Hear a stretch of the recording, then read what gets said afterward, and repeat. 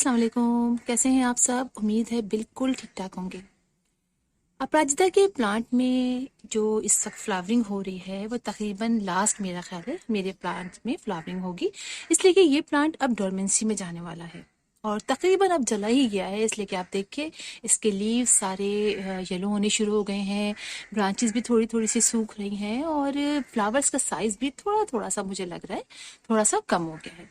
और चूंकि ये वाइन जो हमारी है प्राजता की, ये सर्दियों में तो इसी तरह कंडीशन इसकी खराब जाती है, लेकिन गर्मियों में बहुत अच्छी इसमें फ्लावरिंग होती है और बहुत सारे फ्लावर्स निकलते हैं, क्योंकि ये गर्मियों में इसके मतलब टाइम होता है इसके फ्लावरिंग का।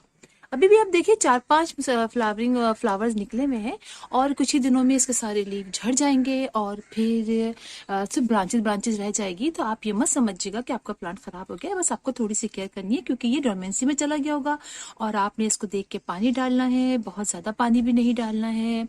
और जिस जगह पे आपने रखा हुआ है कोई उसको चेंज करने की जरूरत नहीं है, वहीं पर आप रखे रहने दें ताकि उसके अंदर फिर अच्छी तरीके से उसको उसी तरह से धूप मिलती रहे जैसे कि वो मिलती रहती है। अच्छा, इस प्लांट को आपने फर्टिलाइज नहीं करना है, इसलिए कि जब हम अपने प्लांट को जो डोरमेंसी में चले जाते हैं जबरदस्ती खूब फर्टिलाइजर डालते हैं तो प्लांट समझता है कि हमें नई नई ग्रोथ निकालनी है, नए नए प्लांट मतलब अपने शूट्स निकालने हैं, तो वो फिर बहुत ज्यादा एग्जर्शन करता है। उसी एग्जर्शन करने में अक्सर हमारा प्लांट जो है वो खराब भी हो जाता है। लिहाजा आपने ये दिसंबर और जनवरी 2 महीने आप इनको फर्टिलाइज नहीं कीजिए, सब नवंबर एंड हो रहा है ना, आपने नहीं करना है। उसके बाद बेशक आप फरवरी में जब बाहर का मौसम स्टार्ट हो जाएगा तो आप उनको फर्टिलाइज कर दीजिए। और इसके अलावा आपको अगर लगे कि कुछ ब्रांचेस सूख गई हैं, आप उनके कुछ ब्रांचेस कट कर दीजिए जहां जहां से आपको लग रहा है, और बस आप वैसे ही इसकी केयर करते रहिए। और अगर आपको लगे कि कुछ पेस्ट वगैरह का अटैक है तो आप नीम ऑयल का स्प्रे बिल्कुल अपने वाइन पे कर सकते हैं।